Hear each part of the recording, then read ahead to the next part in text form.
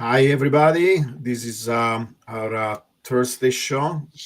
And the name of the show is called Bitcoin Live, also called the Marcus Show, because everybody's asking for Marcus. All right. Even last week, when Marcus is coming to the show, All right. is his show too. All He's right. here all the time. He's not a guest. This is our team. All right. Uh, Awesome.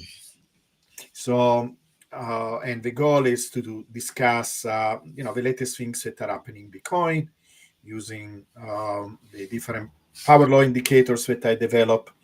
You can see below where you can actually get the indicators. You can go to that webpage if you're interested. That gives you also access to our Discord community. We have about 1,000 people there. We do analysis of the price, different lectures, introduction lecture about the power law. So, but let's jump in and let's go directly to the chart. Share screen. All right. So I'm going to share this particular chart. This is one of the many ways. In fact, actually, you are seeing here three different indicators superimposed on each other. You see the general power law. I explained many times. Unfortunately, there is no a simple way of showing the log graph. It's more natural for humans to see time linearly. So, it's okay. In a K chart, it's just the straight line of a power law is not completely clear. It's straight here because if you look at a short time, it will still look like a straight line. But if you look at over long period of time, of course, it's curved, right? So if I zoom out, you can see that it starts to be curved. It's only a straight line if I take also the log of time. But all the calculations are based on the power law. So the central line, to clarify, is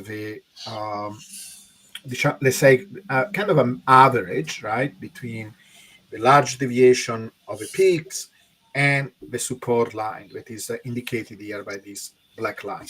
Now, what is the blue curve, the darker, let's call it purple line. The purple line is what I call the full model. And I explained it several times what it's supposed to do, but I need to explain it a little bit better. And what that does, it's trying to, having one single graph, all the different information that we discover about the power law. For example, the support line. So you see, it's not easy in one single equation because one of the things that needs to be explained that actually everything is an equation here. It's it's not based on um, me trying to fit the data as it comes. It's just one single equation that is calculated ahead. That is one of the things that distinguish it from what is called TA, where they try to fit the data manually many times. This is all mathematics. I So think your mic's out, Giovanni. my max mic It is out. sounds very distant. Your audio's not the best. Yeah. What about now? Ah, fantastic. Much Okay, better. Yeah. not better. Probably should So too. yes, and so the full model tries to include the oscillations, right? We see these bubbles, and they are oscillation because we're really very, at least up until now, we have been very consistent in time, basically every 4 years. So this is what we are trying to reproduce with these bubbles. Every 4 years there are these oscillations, and so we kind of almost bookmark them, right? So we are not trying to get the exact time, but kind of a region where the bubble seems to happen, right? Part of this is this interpretation that, for example, this bubble here was double the other two peaks, and the real bubble happened here and not here. This was kind of almost like it happened. It happened before time. It was a false alarm. It was it went pretty high. Um, but the second bubble is what really seemed more in line with everything else. Now, this bottom part of the graph, it tries, not perfectly, but it tries to also include the bottom, right? It should be as close as possible to the bottom. Like I say, it's difficult to keep in one single model all these components. So it doesn't do a perfect job. The real bottom is really the black line, but it's supposed to contain this oscillatory movement where we go above the blue line, this light blue line, and then we go below the blue line. So basically there are two regions, right? This is what is indicated in red here. There are this region, we call it the turbulent flow, and then there is the core power law, that is when we are below the blue line. And we usually stay there pretty consistently. There have been few violations like here and here, but usually, we cross it or we touch the blue line, and then there is a strong correction. Now, I think one of the interpretation of what happened in these cycles, we have mentioned this before, is that the ETF push the price too fast, too quickly, up, and we arrive above the power law.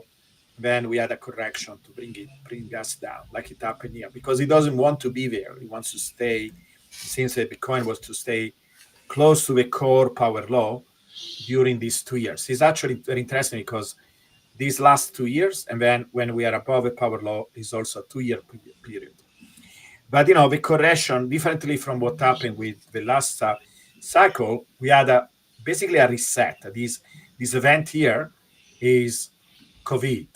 You see how strong of a correction it was, almost vertical. And then Bitcoin recovered very quickly, more quickly than stocks and gold. But notice what happened. We reached there, we kind of wicked down, like basically this was kind of a wall, right? Very powerful support line. Even here, you see, in the past, the support line was barely violated ever. And then we bounced back, and we had a very strong bull market. This time, we didn't average that. We had a little bit of a correction, and then we went up.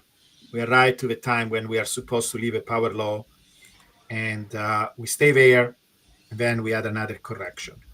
Maybe because all the momentum, all the compression, that we needed resetting, it didn't happen. So that is a possible interpretation. What is interesting, though, is that if you look at, try to magnify these, if you look at since basically when this happened. So if I start from here, since kind of the beginning of April, we follow again this path that I indicated here, that is the full model, right? How we're supposed to go higher and higher and reach the peak. The peak is supposed to happen at the end of the year. If we follow previous patterns, it should be at around 200K. We did it many different ways with Steven. He did this calculation at least 3 different ways, and we always converge to these numbers. These under the assumption that the patterns that we have seen before in the cycles continue. So there are many people that are claiming, oh, we don't have a cycle anymore. They are trying to dismiss it. And I will say it's too early to say that, right? Actually, we are on a path that is consistent with my full model. And so we are thinking that, and this has not broken, and has been consistent at least since April, and we are continuing to move in that direction. So we will see if this continues to apply. I made some projections, for the next 3 months, 6 months. It depends where we are right now. We are close to this 70% quantile in this model that divides all the different deviations in quantiles. And so if we go 3 months from now, we are supposed to be around 115. 6 months, so this when will be close, to the time we're expecting a peak, anything between 6 and 9 months from now. But usually when we have, like you can see, the peaks are not 0.7%, 0.7 quantile or 70% quantile.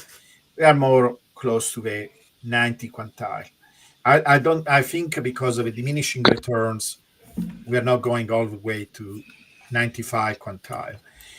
These, in addition to the quantile, I'm also showing this decay channel that shows the exponential decay of the peaks, and you can see at most we are close, to in this range, anything between 200 to maybe 220 max. It will be very unlikely to see these 95 quantiles, like above, let's say, 230 or even 250. So this is the weather report so far using the power law.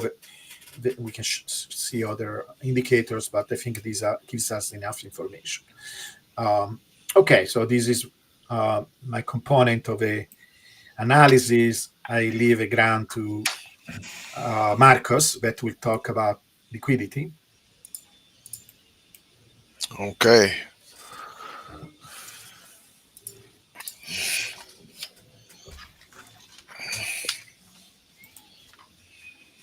Yeah, the conversation with Stephen yesterday was great, Gio, talking about the quantiles and the standard deviations that we can reach and where it probably won't go. I think it's very helpful for people that are looking to make decisions at the top of the cycle. Definitely, a lot of this work is going to be very valuable for people at that moment. And I think they probably should start thinking about decisions to be made then.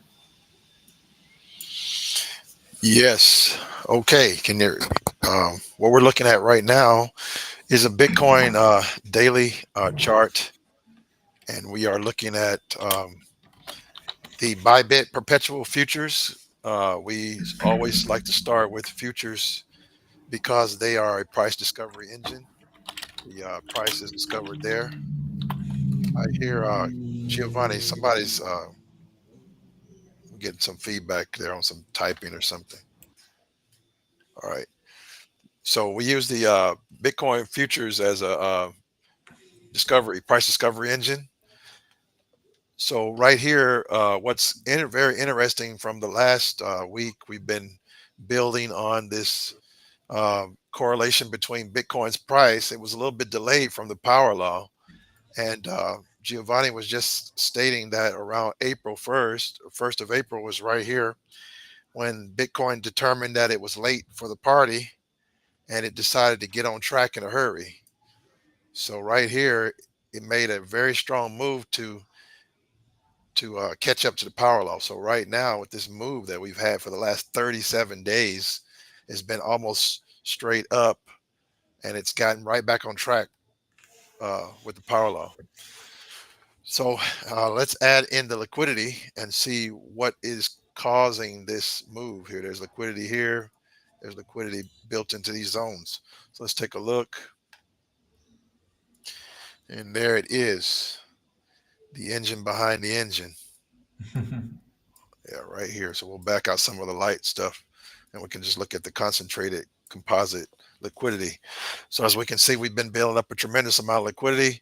When we broke out of the previous zone in November and we got in this range, we started a brand new liquidity event.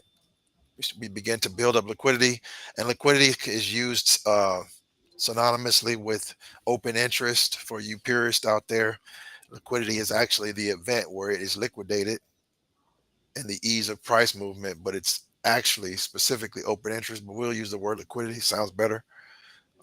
So here on this side, this is the short side liquidity, and this is the long side liquidity. And what happens is, and the market is fractal, it works at all different time frames. So when we enter into a new zone, the market will consolidate all the algorithms, thousands and thousands of algorithms working simultaneously creates this phenomenon, and then the liquidity will start to build. So price moves off liquidity and liquidity attracts price. So they're one and the same. And over time, as this cycle continues, the liquidity gets bigger and bigger on each side until it's ready to be harvested. So we started the downtrend. That was in actually right around mid-February. We made a big liquidation event there. middle of February, and then we completed. We kind of bottomed out around the point where we needed to get back on track with the power law, the 1st of April, and we stopped liquidating the short side, and we have reversed course, and we're beginning to liquidate the long side. As you can see here, these impulses, and we're liquidating the longs. And we have currently, everybody wants to know, okay, where is it going to go next? Well, your eye should be drawn to this extremely large amount of composite liquidity here. This is a combination of 25x, 10x, 5x, and there's actually 3x in here. I'll go ahead and highlight that. So there's a ton of liquidity up here, and the price is drawn to liquidity like a magnet. So at some point we're going to liquidate this, but in the near term, let's take a look at I'm going to back out to the 25x. The highest liquidity is what's taken first. So 25x is going to be liquidated before 10, and 10 before 5, and 5 before 3. So the market likes to go in phases. So as you can see, there was a level of 25x here, a level here, and a level here. And then simultaneously, as it liquidates these levels, it builds levels to come back. So right now, we've already terminated the first level of 25x and the second, and there's one remaining 25x left. And it looks like, in my opinion, it'd be a high probability that we take this next level of 25x, and that takes us to 110. And maybe at this point, we might expect some type of small correction here, because we haven't had anything. You can probably notice the market has gone straight up without any reversals or pullbacks or retracements, nothing significant. So at some point we're going to do that, and the most probable place to do that is after we take out this last level of 25x, and then we should be looking for a pullback before we continue on. Because what typically will not happen is you cannot reasonably expect to liquidate this entire area here, this entire liquidity pool in one impulse. The market doesn't take it at once. So we'll come up here, take out the 25x, reposition, and then slowly work our way up. So to keep it kind of short, that's kind of the high level. I can get into more specifics, but that's how it's looking right now. Probably coming to this area here, and then terminating. When we're talking about the entire pool, we're looking at about 140K. And then just to get an idea of how far it can go past the pool, when we liquidated the last event in 2024 of November, we went up an additional 20%. So when we liquidate this pool, that gets us to right, 20 plus 10, another 30, 40, 50, 60, maybe potentially 170, 180. Exactly. So let me draw that in. We gotta keep up with Giovanni's power law here. So when the market terminates this area here, then we go 20%. So here's the top of the liquidity. This is what's here. This is what's in the market. So we can calculate that. And then we'll go up an additional 20%. So we're already here. That's at 163. Wow. So we'll draw that line in here, 163. So that might be our new top. So we'll come here, and here's what gets interesting. Once we come up here, we'll have to form new liquidity pools, right? So there'll be a new pool starting to grow up here, and the process starts all over again. So that secondary, that next pool can take us to 180, 190, 200. That's how we get there. As the market consolidates, it grows the pools bigger. So we'll be building this long pool. So that's how we get there. And that is just from my Etch-a-Sketch here. We're looking at that's on schedule. That's around what the power law stands in November, December, October. And then what happens at the top of the cycle? Does that mean that the market just pulls back, reverses before there's time to build up any kind of significant liquidity? Well, here's what's interesting. At some point, it won't just keep continuing to leg up. You're going to wick in here, and then we might just start coming Just down. come back Yeah, down. Yeah. for a while. Yeah, we're not just going to keep making new levels and taking them. At some point, it will exhaust. Yeah. Yeah. Interesting that this is lining up with the projections and your indicators as well, Gio, isn't it? Especially right here. This is amazing right here. This part here. I mean, everybody Yeah, was. it's almost like I know. Yeah, I Yeah. mean, that's crazy Wow. because Is there a way of look at. can you have the indicators, right? Can you maybe next time, I don't know if we are prepared, we should maybe test it Mhm. to project the indicate the to show also the power law indicators on top of this chart, right? This is it's a trading view chart, right? So Yeah, in we theory, you we could, could probably look at doing that. Yeah, yeah, but it we is can test it next time. Yeah, amazing how violently it went up to get back on track with the time. This is no pullback. This is just basically straight up. yeah, That's crazy. Yeah. and we mentioned, right? I say that since April, the power laws price started to follow the full model. This is when I say, oh, it's from the beginning of April. I didn't see your chart, and you say, Yeah. well, that is exactly when it happened. When this new movement happened, and that also converges with the global liquidity, because if we look at the global liquidity, we see an increase in global liquidity, and this entire year there is a shift of 85 days between global liquidity and the price. So everything seems to converge. That is really nice. Yep. All right. I'll turn it over to the Yeah, in next. fact, maybe I can show for a second that Yeah. global liquidity chart, and then I can. So this is the chart. Yeah, so this is the chart I was mentioning. So this is a model. It's also another of our indicators where you see the purple line. The purple line, many people show the M2 directly. And so, I was now the first person to see this shift. I didn't see it. when I am first on something, I mention it. And when I'm not, I also mention it.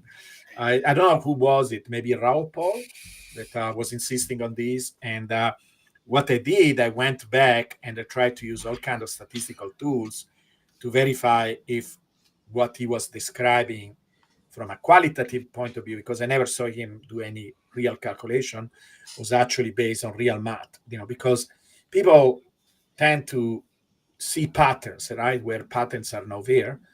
And basically it's like seeing Jesus on a tortilla. Is this real, is not real? So, and it turns out it is. In fact, it turns out 70% of the time that M2 goes up, the price also goes up 70% of the time. And these are, for daily moves. Now, it's more consistent when you look long period of times, and less when we go down, about something like 56% of the time, 60% of the time. So there is a strong correlation between the two. It's a question of, how closely every little twist and turn corresponds between the two. But it would be ridiculous to claim that they really do. And there are some analysts that they go to that level, saying, "Oh, look, it's going down." So in the next, no, you have to take it as a general trend. But here you see that we are following this liquidity run up, of the now it's kind of liquidity is kind of start to flatten out a little bit, right? This is the purple line, and the purple line, just to explain, is not liquidity per se. It's a model of a price based on liquidity. So it's slightly different from what everybody else show. And this relationship is a power law. So if you look at the last 10 years of data, it looks like there is a power law between, it's a weak power law because there's an extent over the entire history of Bitcoin. One should take it, with a grain of salt, but it gives us the opportunity to make a model, to predict how much we're going up. And again, if you look at the extension, let's say we go all the way to the end of this run up, where it seems like liquidity starts to kind of flatten a little bit. We get close to 130. And what were you getting before, Marcos, when you were talking about the next level of 130. resistance? Exactly About 130. About 130, Yeah. 140, yeah. Yeah. So again, it seems it's nice to see convergence of different indicators saying basically the same thing. So it's interesting. Yeah, this is another view. The picture below shows, the winning rate. The yellow is the M2 model. The blue is the price. And you can see, whenever you see a rundown of a M2, the price follows and same thing. And remember, the orange is kind of a leading indicator because it's 85 days ahead of time. So it's another tool to look at, to tell us where we are going. So we still have, several weeks, if not months, of upward movement. Very big corrections, but we are supposed to go up most of the time. Okay. Costa, do you want to talk about our bot and maybe give a little introduction for the people that maybe are new to the show? And maybe share, let me bring up latest- so our trading system basically is actually, Sebastian, you can give it a bit of an intro. You haven't been here last one. Do you want to give it a bit of an intro today? Yeah, sure. So for anyone new listening in on the show, welcome. And yeah, we're going to just do a quick little demonstration of the algorithm here and what it's designed to do. Now, inherently, of course, when we tune our algorithms, it's always with the power law in mind. So the hard bottom that Giovanni was showing at the start of the show really ties the whole system together. And when I say tie it together, I talk intrinsically about understanding risk management and where your levels need to be within your trading. So our algorithm does have this hardwired into it based on the risk management that we take and how it's going to trade. Now, obviously, as you can see here, we've got an upwards trending market. Now, to be clear, the algorithm is actually really designed for downward structure and bear markets, but clearly, as you can see on the screen, it trades upwards price action very, very well also. Now, the reason we put the focus on downside trading is that, of course, usually when price is trending up, this is the price action that a lot of people can have success in, but of course, it's when the market dips is when, everyone gets eaten alive. But just from a high level over what the algorithm is actually doing here, if you can see the screen, what you're noticing is entries and hard exits. Now, the algorithm has been built on a multitude of different technical indicators and also maths to give us a really strong entry. And as you can see on the chart, the algorithm is not perfect, but what we've designed is something that has very, very powerful entries and also a very, very powerful understanding of where to get out of the market, which I would argue is probably the single-handed most important thing, right? And Giovanni's mentioned this previously on other shows we've done together. He's run a lot of algorithms, and there's a lot of algorithms in the market, but the key really above everything else is the risk management, but also the execution. It's very, very important. So just seeing here what the algorithm is doing, we're never layering a lot of our money into the market at once, right? We're simply using small amounts of the capital to slowly dollar cost average in over time and pick up these local bottoms. And this is really, really important. Now, another thing Costa's showing you here in terms of a feature, as you can see, we did pick up the local bottoms for an entry, but since in this example, we're using a trailing take profit, you can also have a look at how we're able to capture upside in upwards movements as well, because this is very important. And as you can see, that whole leg up there, if you take a look at where we entered to versus where we exited, you can see a clear pattern with picking up the local bottom, right there, entering our positions, trading all the way back up to the local top, closing profit, right? So as you can see there, that's a 10% capture, right, from bottom to top. So the algorithm didn't only pick up the local bottoms, it had the ability to sell. And then as we can see, we've entered another new position now. If you look at that entry, very powerful stuff. The market's trending back up now. And if we go back up to the top there quickly, Costa, we can see a similar pattern, right? Closing, local top, entering, exiting. So as you can see, the execution engine behind what we've developed it's very, very powerful, and it gives you ability to capture the right kind of entries you need to, especially in markets such as Bitcoin, which have volatility behind it. So that's an overview of a high level of what the algorithm's actually doing. Did you want to add anything to that, Costa? Yeah, I wanted to add, just to sort of tie it in with what Marcus is saying, and you know, the market has to go down in order to go up, and this is why the strategy and the system that we built really is a perfect way to capture that you know, those ideas. Is that if you have an algorithm set up and it's automated, it needs to be able to capture downside and then be able to maximize the profits when it goes up. And you can see when the market's trending upwards, it's very easy to make money. You know, you make a couple of orders, you take profit. The difficulty is when the market does the opposite of what you expect. And our system has been developed very, very smartly, that it really is, it doesn't really matter which direction the trend is going, but we're going to be able to capture the volatility and profit from it no matter what. And what else is unique is that we're not actually flipping between a long and a short position. That this strategy is long only, which does remove a lot of the short risk when you're trying to cover the full power law band of the price action, which is what we do on these main two setups. So another thing I wanted to bring up is when we onboard a lot of our clients, because I do know a lot of potential clients watch these lives, we have two setups, and maybe Sebastian can dive into that. And then I did mention shorting, but I also want Marcus to discuss what he does in the trading desk, which does take this to another level, because we get a lot of people set up on the two settings that we have. We've got more of a high frequency one. This is our standard one. This is a more high frequency setting. And then also some of the, let's call it research that Marcus is doing in the trading desk. So our algorithm, Sebastian, you can just mention how it's kind of like a Swiss Army knife, right?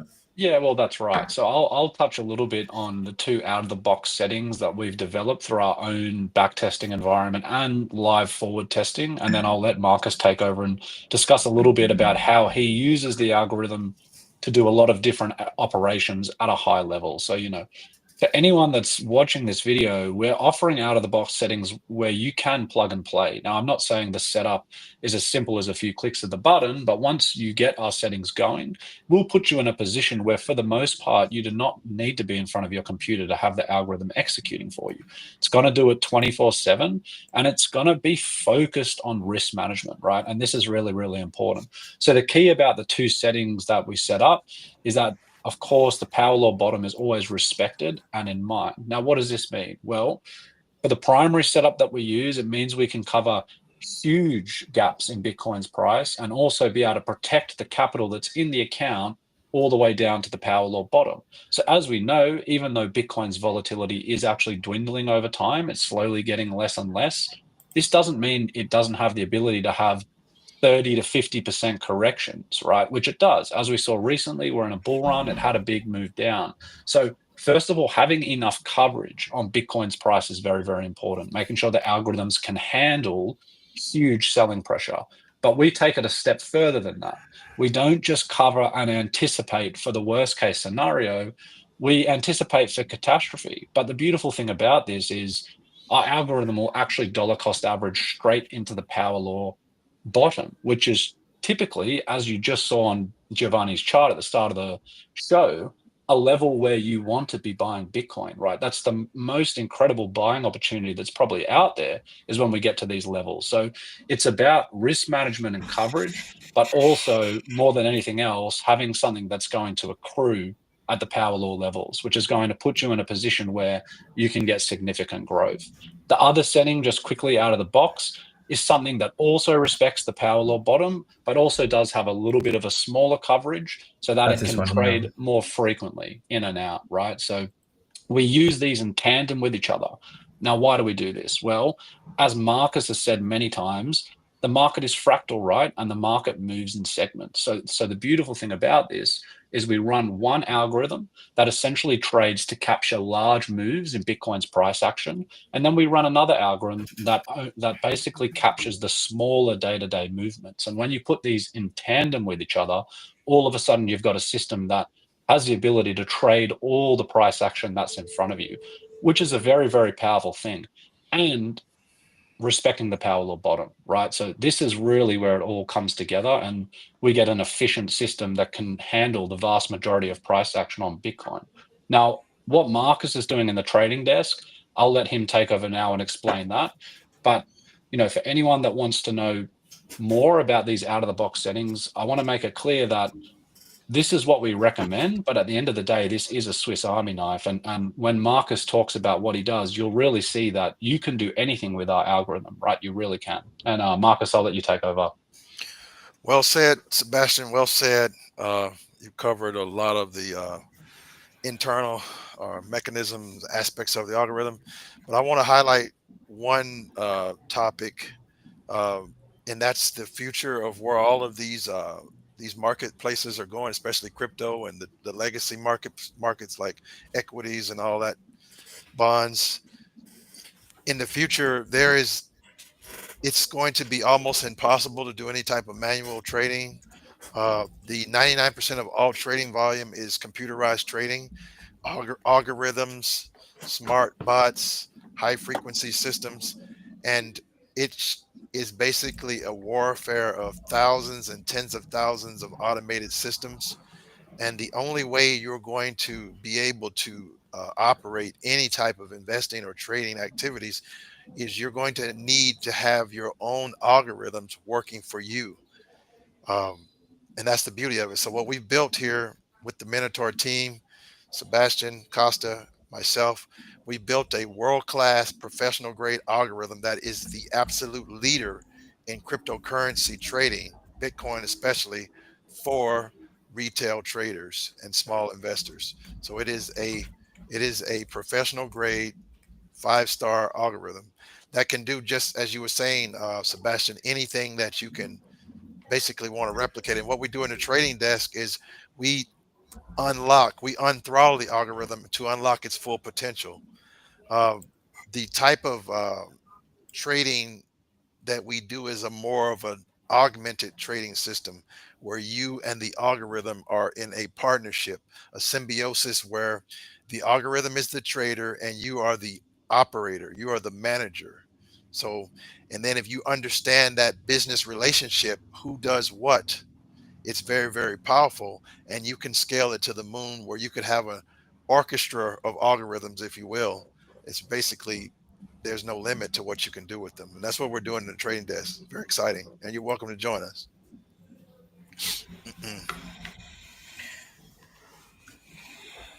Okay, and we are going to have an event on that is associated with the conference in Las Vegas. I So can in jump. fact, it's going to be the last day of the conference, and Costa can tell us about it. Yeah, this is really exciting, this event. Obviously, we're going to be flying there. We're going to have a stall. We're one of the exhibitors and sponsors of the BTC conference. We were in Nashville last year. We'll be in Vegas. It's looking like nearly 10 days or something like that, which is crazy. Yeah, so we'll be in the exhibitor section, so you can come and visit us at the booth. And we are hosting our own private event with Giovanni. Because we want to give him the time and the platform to be able to share his ideas at the conference in a long form lecture style setting.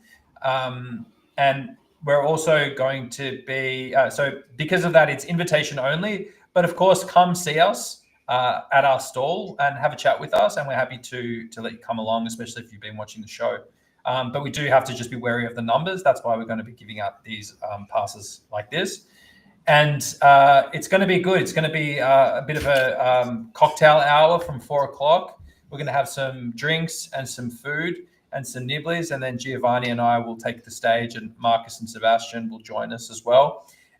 We're going to put together a really cool presentation and have a conversation and a Q&A. And of course, be able to meet you all in person. I know Giovanni is excited to meet a lot of people from his Discord community, from the X community, and also clients. We're very excited to meet clients and future clients as well. So yeah, we put together this event, and we encourage everyone to reach out, and they can DM Giovanni if they want to get added to the list as well. Yeah, please DM me if you really want to come. We have a already kind of a full list, but we can make space for a few more people. So if you're really motivated, DM me and come to see us at our booth at the conference. I will be with the Minotaur people also at the booth on a regular basis. I will have some power law charts if you want to discuss or ask questions, because the conference actually, to be honest, first they told me I was going to be in a panel, and then for some reason they say we are not covering the power law. That I think it's mostly political, because a lot of the people in the community in that conference are FOMO based, and that is one of the things that I don't want to be polemical, but it's one of the things that distinguish us. In fact, I like about the Minotaur system that we are realistic, right? We are focused on. We are not making crazy promises like we are going to 10 pair your wallet, your stash in 1 year. We are not making any crazy claim like that. It's all based on realistic understanding of Bitcoin, of the power law, and using the volatility that is there, but with realistic goals. Ambitious but realistic. That is what it's all about.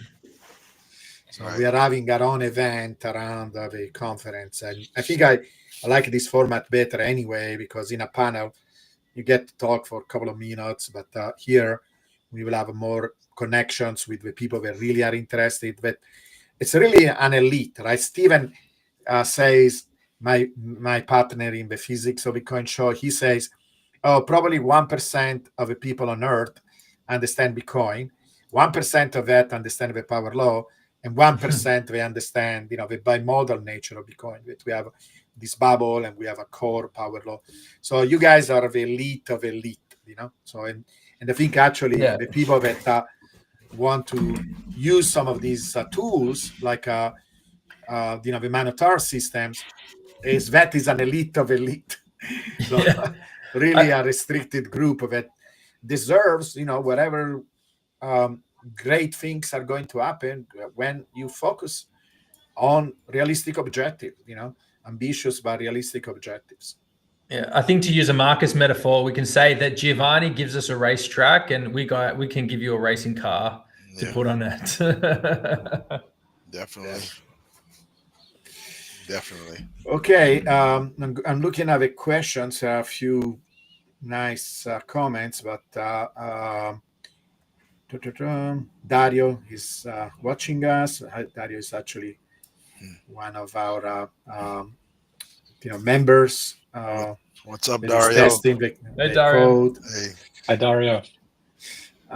We're going to do a show with him actually next week. But anyway, I think the only question that seems interesting is this. Any reason why Bybit versus the Binance data when you do your liquidity? That's a good question. We run our algorithms on Bybit. Binance is probably the highest volume exchange, and then Bybit is probably going to be a close second. But what tends to happen is when you look at the leaders, then they're going to all mirror the same data. It's very, very close. So if you just look at one of those two, you're going to have a good picture. It's one and the same. So good point to catch that. Yep. Most exchanges will follow suit, Marcus, right, from Binance anyway. I mean, you're looking at, they're very similar prices. Yeah, very basic, very similar. And the reason we choose Bybit is just our preferred exchange that we use. Yeah, what I like about Bybit from a user experience, I like how they handle, for example, margins. I think it's a better setup.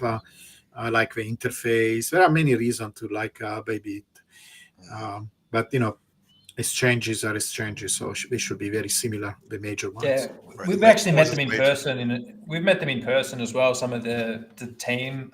We've actually met. Sebastian can talk. He's actually met with the developer of the Unified Trading account. We had lunch with them in Melbourne. So, Bybit is willing to come and have lunch with us, which is fantastic. Maybe you can talk about that, Seb.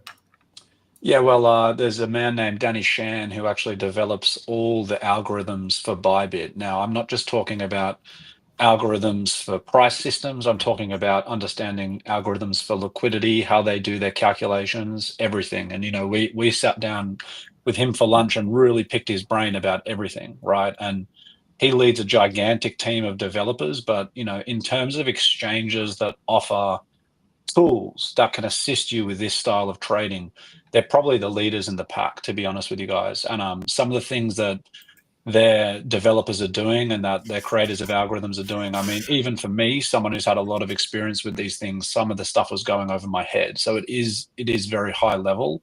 And, it is one of the primary exchanges you want to be trading on. Costa can talk on this also, but if you want to do research around unified trading accounts and the tools that they offer, it's really incredible stuff. I mean, it's amazing how far we have come from, using a simplistic banking system to the kind of tools that, Bybit and Binance offers us now, right? It's really remarkable. And in a lot of ways, it's giving you tools that, this is another advantage about being in the Bitcoin market is you have access to tools that most people don't even know exist, right? And also tools that large banks and institutions have access to that they're using themselves. So, the fact that a retail trader can come in and access these kind of tools is pretty remarkable.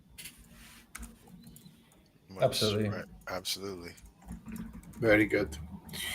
Okay, guys. Unless there are any immediate questions or comment, you guys, do you want to say any concluding remarks? Anybody? No, just again, I'd like to see everyone at the event if they're able to come and see us. We're all going to be there. Yep. For sure. Yes, and again, if you don't have already an invitation, we will have a booth, have a conference right in the vendors area. So look for us. You can ask all kind of questions, interact with us, learn more about the trading system. I will be there. I will have my computer. I will have a way of talking and discussing about the power law if you have any questions. But also DM me for an invite to the event, and I will be available to invite you.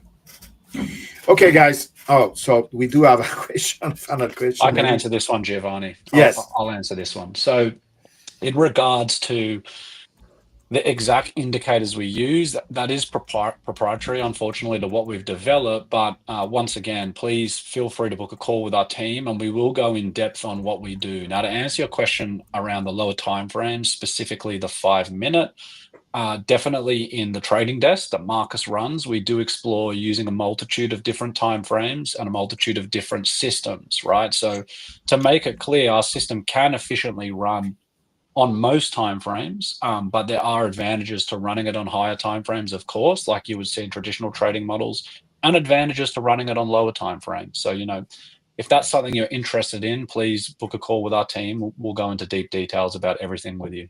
Yeah. One of the things we suggest, in fact, for example, I do, is to have more than one bot, right? These algorithms are flexible enough that you can set them up on different time scales with different parameters. And so you can open different sub accounts and then you can launch these bots, and they kind of are complementary. They do different things in slightly different ways. And then you average their behavior, right? So it's one of the things that you can do. Anyway, guys, I think we had a very nice show. We will be back on Thursday next week. I think we have one more meeting before the conference, and I don't know if we are going to do anything live at the conference, but if we do, we will let you know. But we at least have one more meeting before. If otherwise, we will skip a meeting during the conference because we will be busy with that. Okay, guys. See you soon. Bye, everybody. All right, see you guys. Thanks, everyone, for your time.